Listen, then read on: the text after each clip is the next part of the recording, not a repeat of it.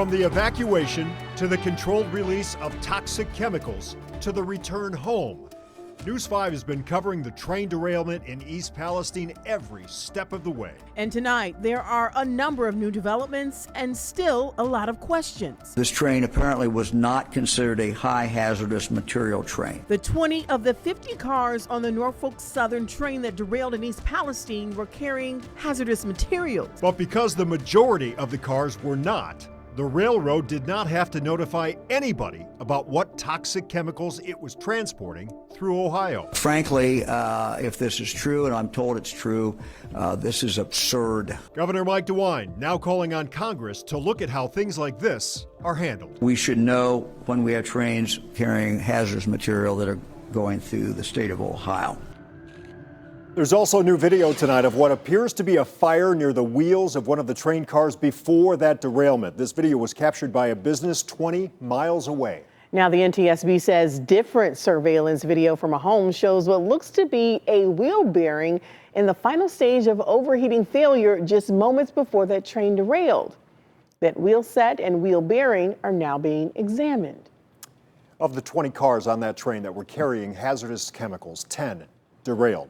The impacts are still being assessed tonight. And it's no surprise that people in East Palestine and neighboring communities are really worried about their health as cleanup continues at the site of that train derailment and controlled chemical burn. News 5 investigator Tara Morgan returned to East Palestine, where people are opening up about various symptoms they cannot explain and what they fear the most.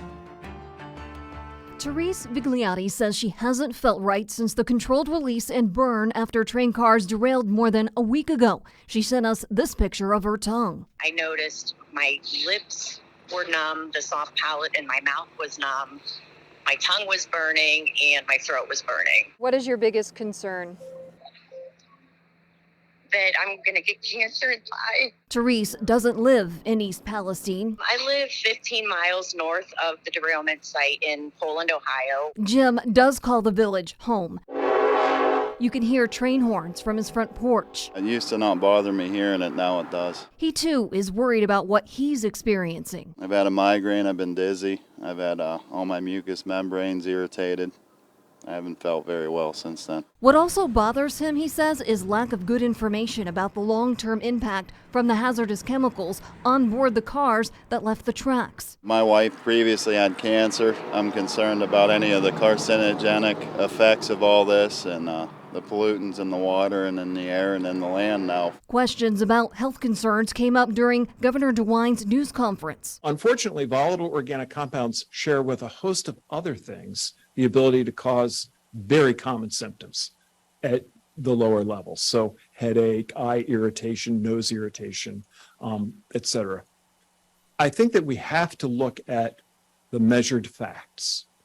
And the measured facts include the fact that the air sampling in that area really is not pointing toward an air source for this. There is round-the-clock air monitoring in East Palestine. The EPA says it's helped screen more than 400 homes with no detection of vinyl chloride or hydrogen chloride. It's also helping the Ohio EPA determine the impact the spill had on surface and groundwater. They're still pumping the water out of the creek, and the stench is still there. Gary Allison owns this small apartment building in the village. The stench is so bad behind the apartments that all the tenants have moved out. He says he's losing money and wants answers about his building cleanup, but also feels he's getting the runaround. I don't want anything that's not mine, but I shouldn't have to take a loss for their mistake either. If it wasn't for you guys, we wouldn't know the truth. Therese in Poland is putting her health first. She has a doctor's appointment later this week and blood work she hopes will give some comfort. I'm a mom, I have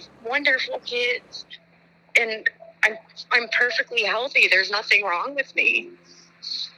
But something came into me. My tongue should not be feeling this way. I'm News 5 investigator Tara Morgan.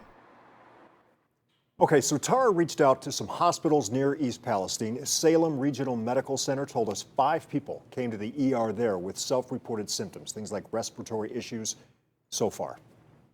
As we said, News 5 has been covering all angles of this derailment from the beginning. We will continue to bring you the latest updates both on air and online.